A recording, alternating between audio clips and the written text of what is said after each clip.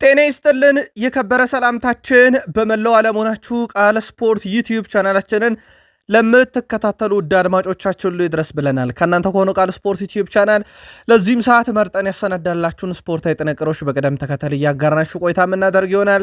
እስከ ፕሮግራማችን ፍጻሜ ቆዩ። ላይክ፣ ሰብስክራይብ፣ ሼር ማድረግ ዛሬም እንዳይረሳ ብለናል። ውድ ቤተሰቦቻችን በመረጃ ሰዓታችን ቆይታ ስታደርጉ ከኛ ጋር የተወሰኑ የአገር ቤት ነክ መረጃዎች እንዲሁም አህጉራዊ ጉዳይን እናነሳለን። በአውሮፓ የመረጃ ሰዓታችን ታላላቆቹን የአውሮፓ ክለቦች የተመለከቱ ዕለታዊና ወቅታዊ ጥንቅሮቻችን ይቀጥላሉ። በፕሬዚዳንት እጩነት ያሉት የባርሴሎና ሰው አንድ ሀሳብ አጋርተዋል፣ እንመለከተዋለን። ጉዳዩን የቡድን ዜና ይዘናል። በሪያል ማድሪድ በኩል አሻፈረኝ ያሉት ዝውውር አሁኑ ቆጭቷቸዋል እየተባለ ነው። በአውሮፓ የመረጃ ሰዓታችን ወደፊት በትልቅ ደረጃ ከሚጠበቁ ከዋክብትም አንዱን ሰው እናነሳለን። በአውሮፓ ዙሪያ ከኛ ጋር ቆይታ ስታደርጉ ተጨማሪ መረጃዎችን እንዲሁ ይዘንላቸዋል። በተወዳጁ የእንግሊዝ ፕሪሚየር ሊግ 26ኛ ሳምንትን እናነሳለን። ከዛ በዘለለም በወቅታዊ መረጃዎች የቡድን ዜና ስናነሳ ስንብት የርግጥ ነው ስላሉትም አሰልጣኝ እንነግራችኋለን። በታላላቆቹ ክለቦች የፔፕ ጋርዲዮላውን ቡድን ማንቸስተር ሲቲን ዛሬም ስናነሳ ኤርሊንግ ብሮት ሃላንድን በሁለት አጋጣሚዎች እናነሳለን። በሲቲ በኩል ወሳኝ ተጫዋቾቹ ከጉዳት አገግመው ወደ ልምምድ መመለሳቸውን ጋርዲዮላ አረጋግጠዋል። በሳምንቱ አጋማሽ ጨዋታ ይገኛሉ እንደማለት ነው። በቼልሲ የመረጃ ሰዓታችን የቡድኑን ወሳኝ ተጫዋች የተመለከተ ልዩ ጥንቅር ይዘናል። ቼልሲን እንደ ቡድን አንደኛ ሆኖ ያገኘንበት መረጃ አለ። ይህንንም ለእናንተ ውድ አድማጮቻችን ስናደርስ ከሰሞኑ አንድ ሀሳብ በጆኔቡይ ሚካኤል ተነስቶ እኛም ለእናንተ ውድ አድማጮቻችን መረጃውን አደረሰን ነበር። ዛሬ ምላሽ ለጆኔቡይ ሚካኤል ተሰጥቷል። ምን ምላሽ ተሰጠው የሚለውን እንዲሁ አካተን ይዘን መተናል። በሰሜዎቹ በክለቦች ዓለም ሻምፒዮኖቹ ቼልሲ የመረጃ ሰዓት ለውድ አድማጮቻችን የምናጋራ ሆናል። ሊቨርፑል አንዱ ከተቸገረበት ነገር ዘንድሮ ከ90 ደቂቃ በኋላ የሚቆጠሩበት ግቦች ናቸው። እነኚህን 6 ግቦች አጋጣሚ እናነሳለን። ተጋጣሚያቸው ሰንደርላንድ ነው። ስለዚህ ሰንደርላንድን ሄድ መለስ እያለን በፕሪሚየር ሊጉ ከሊቨርፑል ጋር ያላቸውን ግንኙነት እንቃኘዋለን። አሰልጣኝ አርኔ ስሎት እንዴት እድለቢስ እንደሆኑ ይናገራሉ። ከዛ በዘለለ የሳቸውን ቡድን የተመለከተ ሰፋ ያለ ጥንቅር ይዘናል። ሊቨርፑል በሳምንቱ አጋማሽ በሜዳው የማይሸነፈውን ሰንደርላንድን እንደሚገጥም ይታወቃል። ተጨማሪ ጥንቅር ይዘናል። ለሊቨርፑላውያን ለሻምፒዮኖቹ አብራችሁን ትቆያላችሁ። በአርሰናል የመረጃ ሰዓታችን የቡድኑን ወሳኝ ተጫዋቾች ቪክተር ጊኬሬሽ፣ ቡካዮ ሳካን፣ አጥቂውን እንደዚሁ ጋብርኤል ሱስ እና በውሰት ከክለቡ የለቀቁትን ተጫዋች የተመለከተ ጥንቅር ይዘናል። በሳምንቱ አጋማሽ በተለይም ሐሙስ ምሽት የሚደረገውን ጨዋታ በተመለከተም ተጨማሪ ጥንቅሮችን ለአርሰናል ደጋፊዎች ይዘናል። እስከ ፕሮግራማችን ፍጻሜ ከኛ ጋር ቆዩ። ማንቸስተር ዩናይትድ ከሴፕቴምበር 16 2023 በኋላ ለመጀመሪያ ጊዜ የት እንዳገኘ ነው እንነግራችኋለን። ለማንቸስተር ዩናይትድ ደጋፊዎች የቡድኑ የለውጥ አብዮት የሆኑ ተጫዋቾችን የተመለከተ መከራከሪያ ነጥቦች እየተነሱ ነው። ስለ እነኚህ ሁለት አስደናቂ ተጫዋቾች እናነሳለን። ማንቸስተር ዩናይትድ ካሪክን ቋሚ ካላደረገ ቋሚ ቅጥር ሊሰጡት የሚፈልጉ በርካታ ክለቦች አሉ። በማንቸስተር ዩናይትድ በኮንትራታቸው መጠናቀቂያ ጥቂት ወራት የሚገኙና ከክለቡ ህልውሃቸው ስላበቃ ተጫዋቾች ተጨማሪ ጥንቅሮችን ይዘናል። በዩናይትድ በኩል ደጋፊውን ያሰጋ አንድ ትልቅ ጉዳይ አለ። ምን የሚለውንም ጨምሮ ከኛ ጋር ከቆያችሁ ትከታተላላችሁ። ላይክ፣ ሰብስክራይብ፣ ሼር አድርጉን። በሀሳብ መስጫ ሳጥናችን ላይ ሀሳብ አስተያየታችሁን እንደ ሁልጊዜው ዛሬም አጋሩን ብለናል። ቃል ስፖርት ዩቲዩብ ቻናል በብቸኝነት ከ85,000 በላይ ሰብስክራይበር ባለው ዩቲዩብ ገጻችን እንገኛለን። ቤተሰብ ካልሆናችሁ ሰብስክራይብ አድርጉን። መረጃውን እያጋራችሁ እኔ ቃለኝ እስከ ፕሮግራማችን ፍጻሜ መልካም ቆይታ ብለናል። በሀገር ቤት የዓለም አትሌቲክስ የውድድር ዋና ዳይሬክተር ፒርስ ኦክላጋን አዲስ አበባ ተገኝተዋል። የዓለም አትሌቲክስ ውድድር ዋና ዳይሬክተር ፒርስ ኦርጋን በዛሬው ዕለት ነው አዲስ አበባ የተገኙት። የኢትዮጵያ አትሌቲክስ ፌዴሬሽን ባደረገላቸው አቀባበልም አዲስ አበባ እንግዲህ ተገኝተው ዳይሬክተሩ በዓለም አትሌቲክስ እውቅና ያገኘውን የአደይ አበባ ዓለም አቀፍ የመለማመጃ ትራክ ስቴዲየም እና የኢትዮጵያ ስፖርት አካዳሚን ጎብኝተዋል። ፌዴሬሽኑ በቀጣይ የዓለም አትሌቲክስ ሻምፒዮና፣ ዋን ዴይ ሚቲንግ፣ ሌሎች ዓለም አቀፍ እና አህጉር አቀፍ ውድድሮችን ለማዘጋጀት የሚያደርገው ዝግጅት የዳይሬክተሩ ጉብኝት አስፈላጊ መሆኑ የጠቆመ ሲሆን በተጨማሪም የስፖርት ዲፕሎማሲ ግንኙነቱን የሚያጠናክር ይሆናል ተብሏል። የኢትዮጵያ አትሌቲክስ ፌዴሬሽን በማህበራዊ ትስስር ገጹ ይዞት በወጣው መረጃ መሰረት ከዳይሬክተሩ ባህልና ስፖርት ሚኒስቴር የስፖርት ልማት ዘርፍ ሚኒስትር ዴታ ክቡር አቶ መኪው መሐመድ ከፌዴሬሽኑ ፕሬዚዳንት ኮማንደር አትሌት ስለሺ ስህን እና ከፌዴሬሽኑ የስራ አስፈጻሚ ኮሚቴ አባላት ጋርም ውጤታማ ውይይት ተደርጓል ይላል የኢትዮጵያ አትሌቲክስ ፌዴሬሽን በማህበራዊ ትስስር ገጹ ላይ ባሰራጨው መረጃ። አፍሪካንን ሞሮኮ በዓለም ዋንጫም የአውሮፓ ተፎካካሪ ትሆናለች እያሉ ነው የቀድሞ የአርሰናል አሰልጣኝ አርሰን ቬንገር። ፈረንሳይ የቀድሞ የአርሰናል አሰልጣኝ አርሰን ቬንገር ሞሮኮ በቀጣይ የአውሮፓ ሀገራት ፈተና እንደምትሆን ገምተዋል።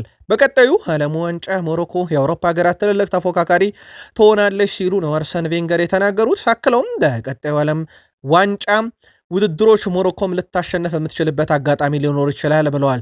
አሁን ላይ ሞሮኮ ከአፍሪካ ሀገራት ተርታ መመደብ አትችልም። ቡድኑ ከምርጥ የአውሮፓ ሀገራት ተርታ መሰለፍ የሚችል ነው። በአውሮፓም በዓለም ዙሪያ ካሉ ብሔራዊ ቡድኖች ተርታ መሰለፍ መፎካከር ይችላል እያሉ ይገኛሉ።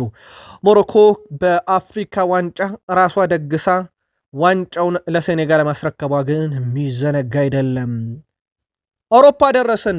ቪክተር ፎንት የሚል ስም ከዚህ በኋላ በተደጋጋሚ መስማታቸው አይቀርም ውድ ቤተሰቦቻችን በባርሴሎና ቤት። ምክንያቱም በዛሬው ዕለት ሁዋን ላፖርታ እምባም እየቃጣቸው ከባርሴሎና ተሰናብተዋል። ምክንያቱም የፕሬዚዳንትነት ዘመናቸው መጠናቀቁን ተከትሎ ማለት ነው። እሳቸውም በቀጣይ ለሚደረገው ምርጫ ዝግጅታቸውን እያጠናቀቁ ይገኛሉ። ተፎካካሪያቸው ደግሞ ቪክተር ፎንቴ ናቸው። ሰዎችን ያባርራሉ ወይ ተብለው ተጠይቀው ነበረ። በፍጹም እኔ ቡድኑን ወደፊት ሊያሻገር የሚችል ስፖርታዊ ጉዳይ ይዤ ነው ባርሴሎናን የማገለግለው እንጂ ማንንም ሰው ስለማሰናበት እያሰብኩኝ አይደለም። ሃንሲ ፍሊክም እኔ በጣም ወደው ሰው ነው። ለሱ ፍጹም የተለየ አክብሮት አለኝ። ምን አይነት ቦታ እንዳዘጋጀንለት ቢያውቅ እያሉ ነው።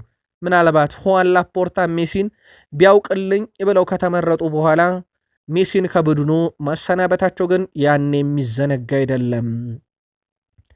ላሚን ያማል በዚህ ሲዝን በአማካይ በጨዋታ አንድ ጎል ያክል የግብ አስተዋጽኦ አለው። በእርግጥ አይሞላም እዛ በ30 ጨዋታ 28 የግብ አስተዋጽኦ አለው። 15ቱ ጎል 13ቱ አሲስት ነው። ገና 18 ዓመቱ ነው። ዘንድሮ ባሎንዶርን በተመለከተ አንድ ጥያቄ ቀርቦለት እኔ ከባርሴሎና እና ከስፔን ብሔራዊ ቡድን ጋር የማሳካው ነገር ይቀድማል ማለቱ ይታወቃል። ቁጥሮቹ ጥሩ ናቸው። ምናልባት አመቱን እንዴት ያጠናቀቃል የሚለው እንዳለ ሆኖ ማለት ነው። ሌላኛው የቡድን አጋሩ ራፊኒያም በጣም ጥሩ ፎርም ላይ ይገኛል። ምናልባት ራፊኒያ ለናነስ የወደድ ነው ከአንቶኒ አንጻር ነው። አንቶኒ ወደ ላሊጋ ከመጣ በኋላ ራፊኒ 14 ግብ ያለው፣ ቀጥሎ አንቶኒ 11፣ ቬኒሽስ ጁኒየር 9 ግብ ያለው ብራዚላዊ ተጫዋች ነው። ራፊኒ አሁንም ብራዚላዊ ሆኖም በላሊጋው በርካታ ግቦችን የሚያስቆጠረው ተጫዋች ሆኗል። ከአንቶኒ ከቬኒሽስ ጁኒየርን በመቀጠል ግን የአንቶኒ ቁጥር በጣም አስገራሚ ነው። በላሊጋው ገና ቅርብ ጊዜ ነው የተቀላቀለው። በእርግጥ በቋሚነት የመጀመሪያ ሲዝኑ ነው። ሁለተኛውም ሰው መሆን ችሏል።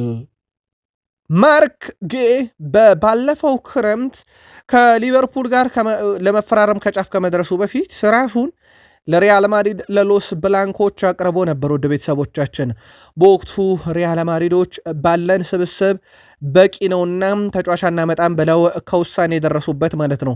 በወቅቱ በእርግጥ ተጫዋቹን በገንዘብ ነበረ ማዘወር የነበረባቸው። እናም በቀጣይ ክረምት ላይ ደግሞ በነፃ እንደሚያገኙት ያውቁ ነበረ ፍሎሬንቲኖ ፔሬስ። ምናልባት የትኛው እቅዳቸው እንደነበረ ግልጽ ባይሆንም በዛኛው ክረምት ግን በዝውውር ሂሳብም ቢሆን የግላቸው ማድረግን አለመረጡም። ታዲያ ሪያል ማድሪድ ውድቅ ያደረገው ዝውውር በሲቲ ተፈጽሞ በሲቲ ቤት ጉዌ አነጋጋሪው ተጫዋች ሆኗል በብቃት ደረጃ። በዚህም በሪያል ማድሪድ በኩል አሁን ላይ መቆጨት አለ ይላል የዘ አትሌቲክ ዘገባ። ሚኬል ኦሊሴ በአውሮፓ ዙሪያ በሊግ ደረጃ በቡንደስሊጋ 16 አሲስት ስላለው ቀዳሚ ነው ብያችሁ ነበረ። ብሩኖ በ12 ይከተለዋል። እንደ አጠቃላይ በሁሉም ውድድሮች በአውሮፓ አምስት ታላላቅ ሊጎች ከሚጫወት ተጫዋቾች ደግሞ 20 አሲስት አለው እሱ በደምሩ አንድም ተጫዋች አይደርስበትም። እንዴት ያለ አስደናቂ ተጫዋች እንደሆነ አሳይቷል በደንብ። በእርግጥ በኦሊቨር ግላስነር ስር ራሳቸውን አሳይተው በፕሪሚየር ሊጉ በፓላስ ለአውሮፓ ትልቅ ክለቦች ከፈረሙ ተጫዋቾች አንዱ የሆነው ኦሊሴ ለምን ለባየር ሙኒክ እንደፈረመን በደንብ እያሳየ ይገኛል። ድንቅ ጊዜን እያሳለፈ ነው። ሌላ የወደፊት ኮከብ እናንሳ። 17 ዓመቱ ነው። በፈረንጆች አቆጣጠር 28 የተወለደ ይህ ተጫዋች ስቴቨን ዛጋዶ ይባላል። በጣም አስደናቂ ተጫዋች ነው። ለሊሃቨር እየተጫወተ ነው። በፍራንስ ሊጋ ገቢ ያስቆጠረ በእድሜ ትንሹ ተጫዋች ሆኗል። በ17 ዓመቱ ግብ ሲያስቆጠር ተከላካይ 2008 ላይ ነው የተወለደውና 2008 ከተወለዱ ተከላካዮች ውስጥ አንደኛው ሆኗል። በአውሮፓ ዙሪያ በጣም አነጋጋሪው ተጫዋች ሆኗል። ገና ተከላካይ፣ ገና ታዳጊ ተጫዋች በፍራንስ ሊጋ የሚገኝ ፈረንሳዊ ስቴፈን ዛጉዱ በጣም አነጋጋሪው ተጫዋች ሆኗል በሳምንቱም። ውድ የቃል ስፖርት ዩቲዩብ ቻናል ቤተሰቦቻችን ከእናንተ ከሆነው ቃል ስፖርት ዩቲዩብ ቻናል ለሳቱ መርጠን ያሰናዳላችሁን ስፖርታዊ ጥንቅር በቅደም ተከተል እያጋራችሁ እንገኛለን። ከተወዳጁ የእንግሊዝ ፕሪሚየር ሊግ ብቻ ወዳገኘናቸው የዕለቱ ጥንቅሮቻችን እንሻገር። ከቃል ስፖርት ዩቲዩብ ቻናላችን በዩቲዩብ ገጻችን ብቻ አብራችሁን ቆዩ ብለናል።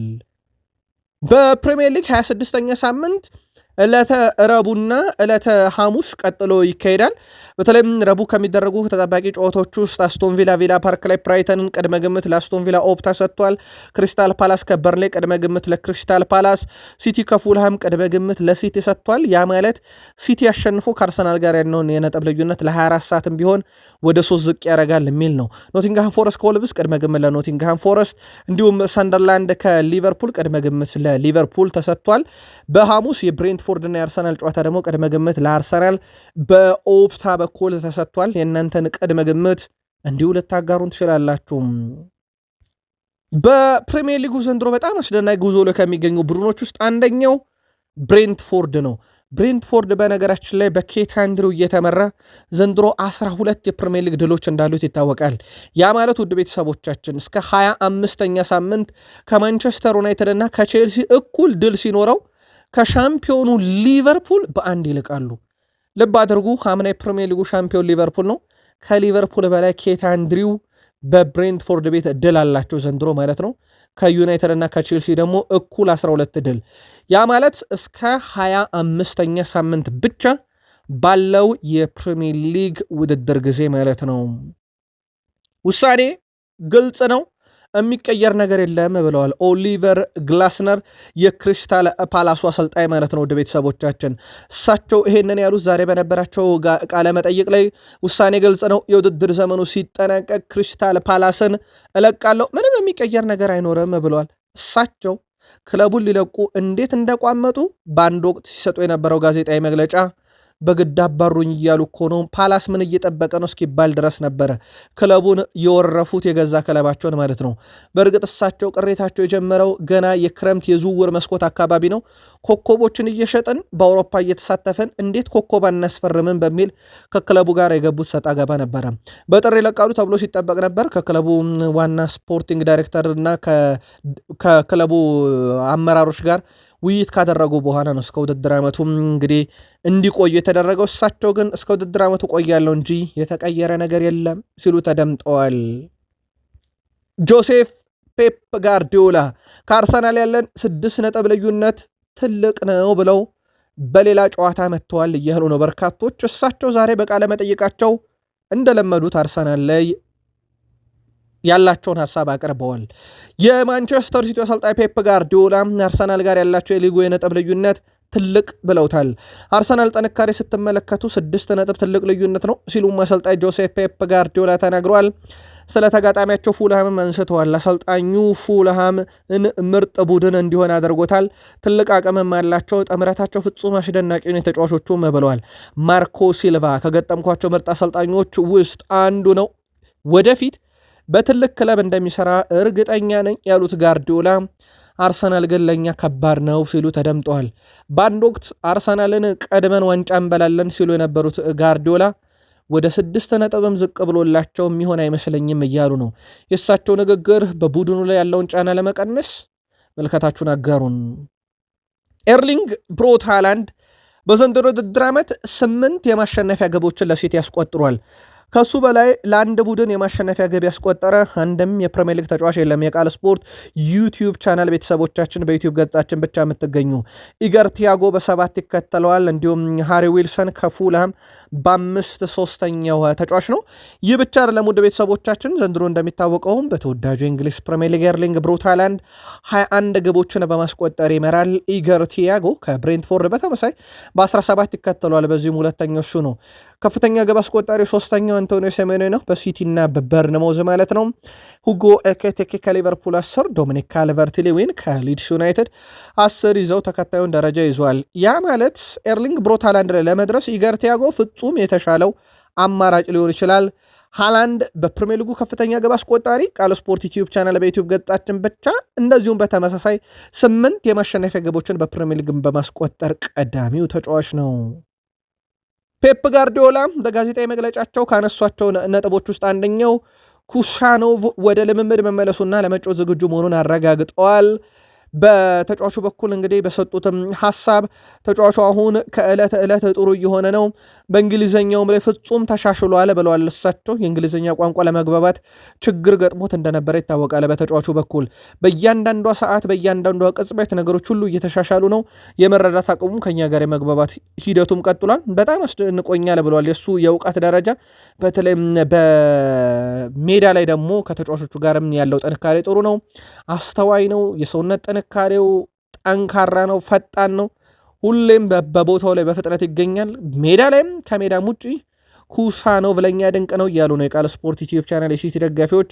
አዲሱ ተጫዋች በሲቲ ቤት የመላመድ ሂደቱንም እንዳጠናቀቀ ነው እሳቸው የተናገሩት። ጆን ስቶንስ እንዲሁ በተመሳይ ወደ ሜዳ መመለሱን ፔፕ ጋርዲዮላ በዛሬው ጋዜጣዊ መግለጫቸው ላይ አረጋግጠዋል። የማንቸስተር ዩናይትድ ተከላካይ ጆን ስቶንስ ወደ ቡድን ስብስብ መመለሱን ነው ጋርዲዮላ ያረጋገጡት። ጆን ስቶንስ ተመልሷል፣ የፉልሃም ጨዋታ ዝግጁ ነው ብለዋል እሳቸው በጋዜጣዊ መግለጫ። ስለዚህ ምንም አዲስ ጉዳት የለብኝም ብለዋል። በሲቲ በኩል የሲቲ የውድድር ዓመቱ እየተጠናቀቀ ሲመጣ በቡድን ውስጥ ከተከላካይ ማርጉዌን ከአጥቂ አንቶኒ ሴሜንን በጨመሩበት ሰዓት ላይ አሁን ደግሞ ጉዳት ላይ የነበሩ ተከላካዮቻቸው ተመልሷልና በወሳኝ ሰዓት ማንቸስተር ሲቲ ወሳኝ ተጫዋቾቹ ከጉዳት እየተመለሱለት ነው። ይሄ ደግሞ በቀጥታ በዋንጫ ፉክክሩ ላይ የራሱ የሆነ ተጽዕኖ ሊኖረው ይችላል፣ ምንም ጥርጥር የለውም። የቃል ስፖርት ዩቲዩብ ቻናል በዩቲዩብ ገጻችን ብቻ የምትገኙ የሲቲ ደጋፊዎች በዘንድሮ የውድድር ዓመት ክለባችሁ እንዴት ያለ የውድድር ዓመትን ግን ሊያሳልፍ ይችላል ብላችሁ እየጠበቃችሁ ነው? ጻፉልን።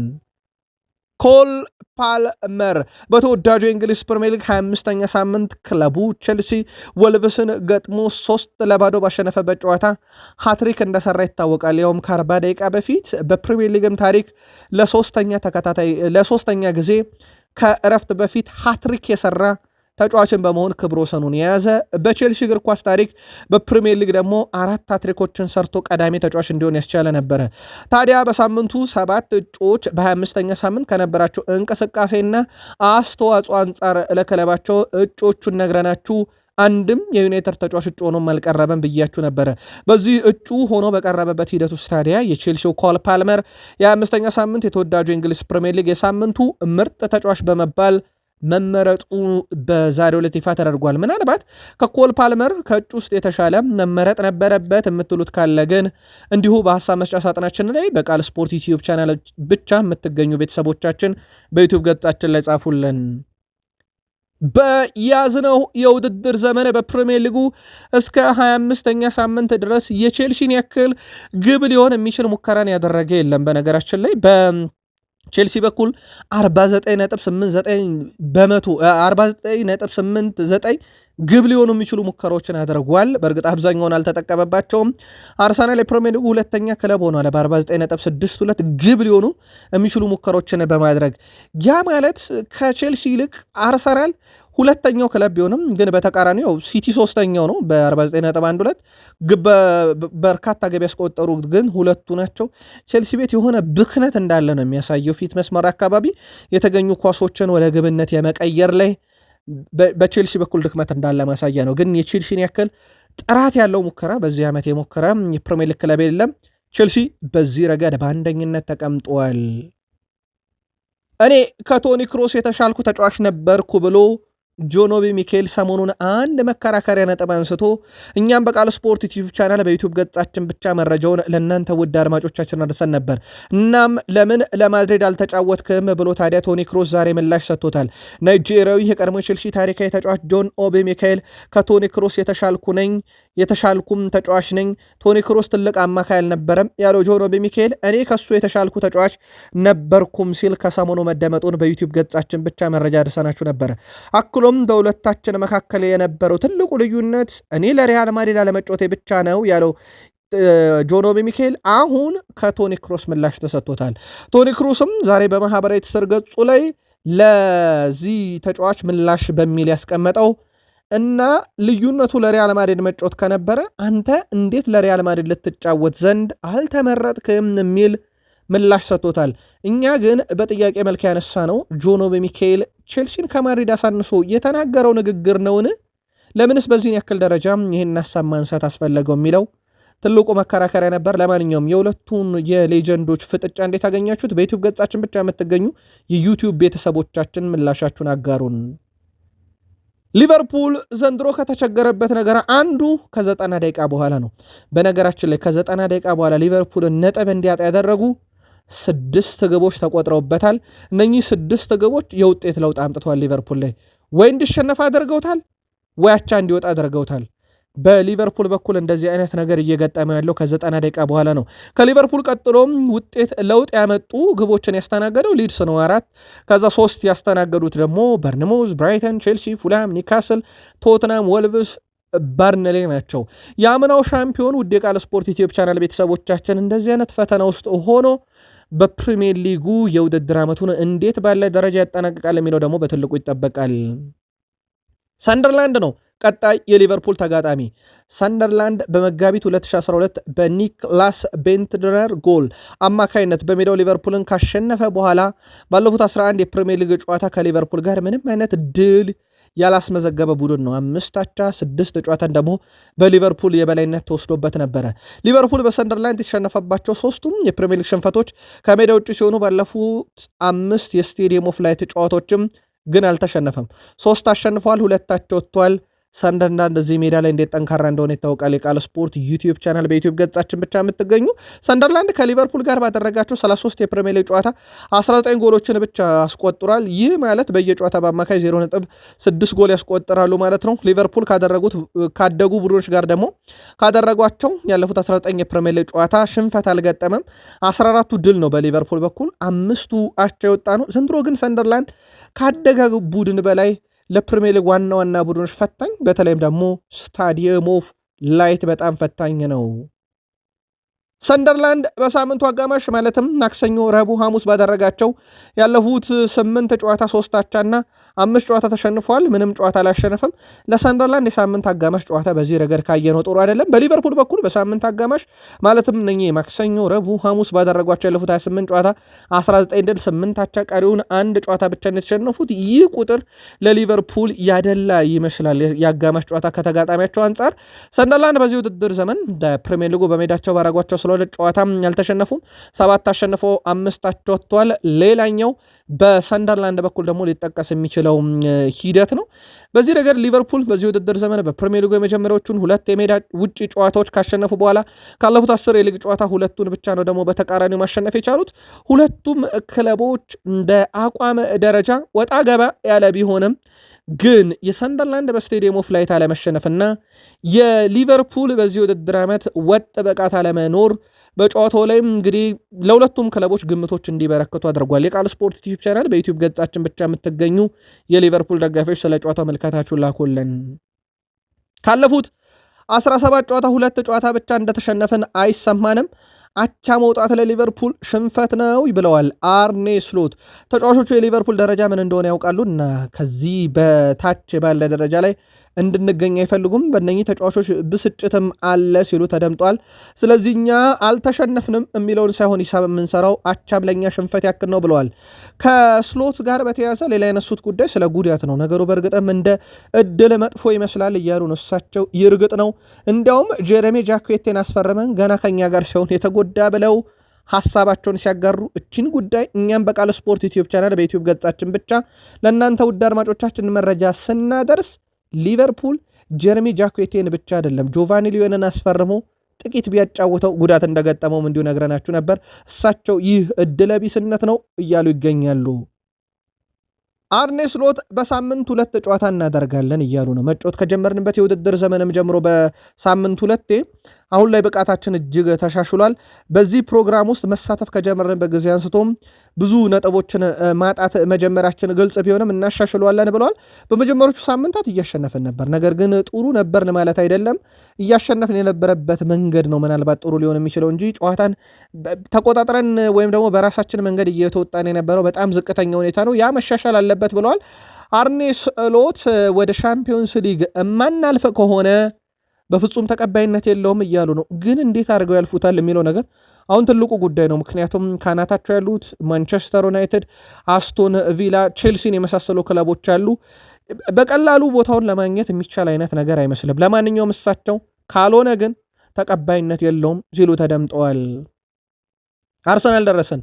በአርሰናል በኩል በዘንድሮ የውድድር ዓመት በርካታ የፕሪሚየር ሊግ ግብ አስተዋጽኦን በተለይም በ2026 ከገባ እስከ 25ኛው ሳምንት ቪክተር ጌኬሬሽ ቀዳሚ ነው።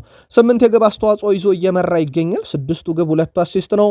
ብሩኖ ሚጌል ፈርናንዴሽ፣ ፍሎሪያን ቬርዝ፣ ኤንዞ ፈርናንዴስ በሰባት ይከተሉታል። በጣም አስገራሚ ነገር ከቪክተር ጌኬሬሽ ቀጥሎ በ2026 ከጃንዋሪ 1 እስከ ፌብራሪ 10 26ኛ ሳምንት መርሃ ግብሮችን ሳያጠቃለል ማለት ነው ከቪክተር ጌኬሬሽ 8 ግቦች ቀጥሎ በፕሪሚየር ሊጉ በርካታ የግብ አስተዋጽኦ ያላቸው ወይ አማካኝ ወይ የክንፍ አጥቂ ወይ በ10 ቁጥር ቦታ የሚጫወቱ እንጂ 9 ቁጥሮች አይደሉም እና በፕሪሚየር ሊጉ 9 ቁጥር እንዴት ውድ እየሆነ እንደመጣ ማሳየት ተደርጎ ሊወሰድ ይችላል። በሊጉ ለአርሰናል ከክፍት ጨዋታ በአማካኝ ጎል እድል በመፍጠር ቡካዮ ሳካ ከሁሉም ተጫዋቾች ቀዳሚ ሆኗል። በዚህ ረገድ በቡካዮ ሳካ በኩል ለአርሰናል ምን ያህል ወሳኝ ተጫዋች እንደሆነ ማሳያ ነው። ወደ 1549 ደቂቃዎችን ተጫውቷል። በዚህ የውድድር ዓመት ያለው የአሲስት ብዛት 3 ነው። በተጫዋቹ በኩል ምናልባትም የፈጠራቸው እድሎች ብናይ ወደ 43 አሉ። ከዛ አሲስት መሆን የሚችሉ ኳሶችን ወደ 5.11 አቀብሏል። በተጫዋቹ በኩል ምናልባት እንደ ብክነት የሚነሳው እነኚህ አሲስት ሊሆኑ የሚችሉ ያቀበላቸውን ኳሶች በቡድን አጋሮቹ በኩል እየተጠቀሙለት አለመሆኑ እንደ አንድ ትልቅ መከራከሪያ ነጥብ የቡካዮ ሳካ ከአምናው ቁጥሩ ዝቅ ለማለቱ እንደ ምክንያት እየተነሳ ይገኛል። በተቃራኒው ደግሞ እሱም እየተወቀሰ የነበረበት አንዳንድ ነገሮች ውስጥ የክንፍ አጥቂው እሱ ብቻ ሳይሆን በእርግጥ ትሬኒም ትሮሳርድም በተቃራኒ የክንፍ አቅጣጫ ነው የሚሰለፉት። ያ ማለት ወደ ሳጥኑ እያጠበቡ መጥተው እንዲሞክሩ ያደረጓቸዋል። ያም ቪክተር ዮኬሬሽን እንዳያገኙ እያደረገ ነው ቢባልም ቡካዮ ሳካ በጨዋታ በአማካኝ የጎል እድል የሚፈጥሩ ተጫዋቾች ሁሉ ከአርሰናል ቀዳሚው ነው። ኤስ ሚላኖች ዣን ፌሊፔ ማቴታ ነገር አልሆነ ብሏቸው ወደ ፓላስ እንደመለሱት ይታወቃል። አሁን ላይ ታዲያም ፍላጎታቸውን ወደ ሌላ ተጫዋች ሲያዞሩ ከአርሰናል ጋር እስከ 27 ድረስ ውል ያለውን ጋብርኤል ጄሱስን እየተመለከቱ ነው ተብሏል። ከጉዳት በኋላ ጥሩ ብቃት ላይ ይገኛል። በእርግጥ የጋብርኤል ጄሱስ ትልቁን ችግሩም ጉዳት ነው። ሜዳ ላይ ሲኖር አርሰናል ከሱ ብዙ ግብ ባያገኝ እንኳን ግን ከኳስ ጋር በጣም ምቾት ተሰምቶት የሚጫወት አይነት አጥቂ ነው። ለሌሎች ተጫዋቾች ሰፊ ስፔስን በመፍጠርና በጠባብ ስፔሶች ድሪብል አድርጎ በማለፍ በጣም የተካነ ተጫዋች ነው። ከመጣም በኋላ ጥሩ ፎርም ላይ ነው በአርሰናል በኩል። አሁን ላይ ታዲያ ከአርሰናል ጋር የተደረገ ምንም አይነት ድርድር የለም በተጫዋቹ በኩል። እናም ወኪሉ በቀጣይ ከተጫዋቹ ቆይታ ጋር በተያዘም ከአርሰናል ጋር ውይይት ያደርጋል ተብሎ ይጠበቃል። በውይይቱ በአርሰናል ቤት ተጫዋቹ ከቆየ ኮንትራቱን የግድ ማራዘም ይኖርበታል። አለበለዚያ በ2026 ጀምሮ 1 ዓመት ስለሚቀረው ማለት ነው በቀጣይ ክረምት ላይ። ቃል ስፖርት ዩቲዩብ ቻናል ላይ ናችሁ የአርሰናል ደጋፊዎች። ጋብርኤል ጄሱስ ኮንትራቱን አራዝሞ መቀጠል ወይንስ መሸጥ ነው ያለበት? ጻፉልን። የአርሰናል ታዳጊ ቡድን ተጫዋች ቻርልስ ሶጌ ጁኒየር በውሰት እስከ ውድድር ዓመቱ መጨረሻ ድረስ ከአርሰናል ታዳጊ ቡድን ተሰናብቶ የስዊድን ክለብ ካልማራን መቀላቀሉ ይፋ ተደርጓል። በዛው እናንሳው ብለን ነው። ከዝውውር ጋር በተያዘ አርሰናል ከብሬንትፎርድ የሳምንቱ ተጠባቂ መርሃ ግብር በተለይም አርሰናል በፕሪሚየር ሊግ ዋንጫ ጉዞ ላይ በሚያደርገው ሂደት የሲቲን ጨዋታ ውጤት አውቆ ሲቲ በምን ያህል እንደቀረበው በምን ያህል እንደራቀው አውቆ የሚያደርገው ጨዋታ እንደሆነ ይታወቃል። የብሬንትፎርድ ጨዋታ ማሸነፍ ከቻለ በካራቦ ካፕ ፍጻሜ ምክንያት በቀጣይ ሳምንት ረቡዕ ኮልቭስ የሚደረገው ጨዋታ ካሸነፈ ማን ሲቲ ቀሪ ጨዋታ እያለው በ9 ነጥቦች መምራት ይችላል። በነገራችን ላይ አርሰናል በድጋሜ በእርግጥ ይሄንን ለማድረግ የብሬንትፎርድ ጨዋታ ይጠበቅበታል። የብሬንትፎርድ ጨዋታን ውሃ ሰማያዊን መለያ ለብሶ ይጫወታል። አርሰናል ከብሬንትፎርድ በሜዳው ሲገጥም ያላቸው ሪካርድ ብናይ 1 ሽንፈት ለአርሰናል፣ 2 አቻ፣ 6 ያሸነፈው አርሰናል ነው። ያስቆጠረው የግብ ብዛት አርሰናል 15 ሲሆን የተቆጠረበት 7 ነው። በሳምንቱ አጋማሽ የሚደረገውን ጨዋታ የአርሰናል ደጋፊዎች በቃል ስፖርት ዩቲዩብ ቻናል ብቻ በዩቲዩብ ገጻችን የምትገኙ ቅድመ ግምታችሁን አጋሩን። ማንቸስተር ዩናይትድ ከሴፕቴምበር 16 2023 በኋላ በአንድ ቦታ አግኝተነዋል። ወደ ቤተሰቦቻችን በሳምንቱ ከተደረጉ ጨዋታዎች በኋላ ኦፕታ የሳምንቱን ምርጥ ቡድኖች ይፋ ሲያደርግ አሁንም አርሰናል ቀዳሚ ነው። አስገራሚ ላይሆን ይችላል የአርሰናል ተከታታይ ቀዳሚነት ስላለ ሲቲ፣ ባየር ሙኒክ፣ አስቶን ቪላ፣ ሊቨርፑል፣ ቼልሲ፣ ባርሴሎና፣ ፓሪስ ሰን ዠርሜን፣ ኢንተር ሚላን የነበሩና የከረሙ ናቸው እዚሁ አካባቢ። ዩናይትድ 10ኛ ደረጃ ላይ ተቀምጧል። በሳምንቱ ከነበረው ጥንካሬ ወጥነት ብቃት ጋር በተያዘ ከሴፕቴምበር 16 2023 በኋላ ነው ዩናይትድ በኦፕታ ምርጥ 10 ቡድን ውስጥ መካተት የቻለው። የዩናይትድ ደጋፊዎች በቡድናችሁ እንዴት ነው እየተማመናችሁ ነው ሲባል ወይም ብለን ስንጠይቅ በዩቲዩብ ገጻችን ላይ አንድ አድማጫችን በእውነት ለመናገር ወልብስን እንኳን ሲገጥም ማንተማመንበት ቡድናችን አሁን እየተማመንበት ነው ብሎ እንዲሁ ሐሳቡን አጋርቶንም ነበረ። ኮቢ ሜኖ በማይክል ካሪክ ስር እያሳየ ከሚገኘው ብቃት አንጻር አሁን አንዳንድ መከራከሪያ ነጥቦች መነሳት ጀምረዋል። በእንግሊዝ ብሔራዊ ቡድን ውስጥ በቀጥታ መጫወት የሚችልበትን ብቃት እያሳየ ነው በሚል ነው። በተለይም ተጫዋቹ 2 አሲስቶችን ባለፉት 3 ጨዋታ ለቡድኑ ማበርከት ችሏል። በአማካይ ስፍራ ላይ ከካዜሜሮ ጋር ጥምረታቸው በጣም አስደናቂ ነው። እሱ ወደ ማጥቃቱ፣ ካዜሜሮ ወደ መከላከሉ አዘን ብለው ማለት ነው። በጣም ደግ ጊዜን እያሳለፈ ነው። ቀደም ባለው መረጃችን በቃል ስፖርት ዩቲዩብ ቻናል በሌላኛው ገጻችን ላይ የጋሪ ሊንከርን ሐሳብ አቅርበን ነበረ። ወንጀል ነው የተፈጸመው በሩበን አሞሪም ተጫዋች ላይ የሚል ይዘቱን በተመለከተ ከ30,000 በላይ ሰብስክራይበር ባለው በዩቲዩብ ገጻችን በሌላኛው ቻናል አድርሰናችሁ እንደነበረ የሚዘነጋ አይደለም። ብሩኖ ፈርናንዴዝ በዚህ ውድድር ዘመን በፕሪሚየር ሊጉ ከሌሎች የመሃል ሜዳ ተጫዋቾች ጋር ሲነጻጸር በሁሉም ቀዳሚ ነው።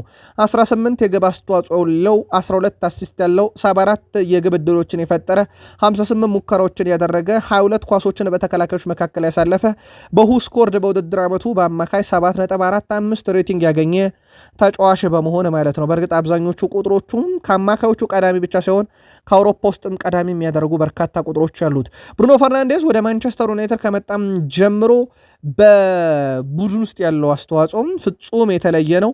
በማንቸስተር ዩናይትድ ቆይታውን በተመለከተ ግን አሁንም ግልጽ የሆነ ነገር የለም። በተለይም በውድድር ዓመቱ መጨረሻ ላይ የዚህ ተጫዋችን ቆይታ በተመለከተ የአሰልጣኝነት ቋሚ ቅጥሩ በማን ይሆናል ወይም በካሪክ ነው ወይንስ ሌላ አሰልጣኝ ማንቸስተር ዩናይትድ ያመጣል የሚለው ለብሩኖ ሚጌል ፈርናንዴዝ ቆይታ በራሱ ትልቅ አስተዋጽኦ ይኖረዋል። ቃል ስፖርት ዩቲዩብ ቻናል ላይ ውድ አድማጮቻችን በብዛት በተለይም የዩናይትድ ደጋፊዎች ብሩኖ በዩናይትድ ተጨማሪ 3 ዓመታትም ጭምር ቢቆይ ለቡድኑ ጠቃሚ ብቻ ነው የሚሆነው የሚል መልካታንም ሲያጋሩ ነበረ።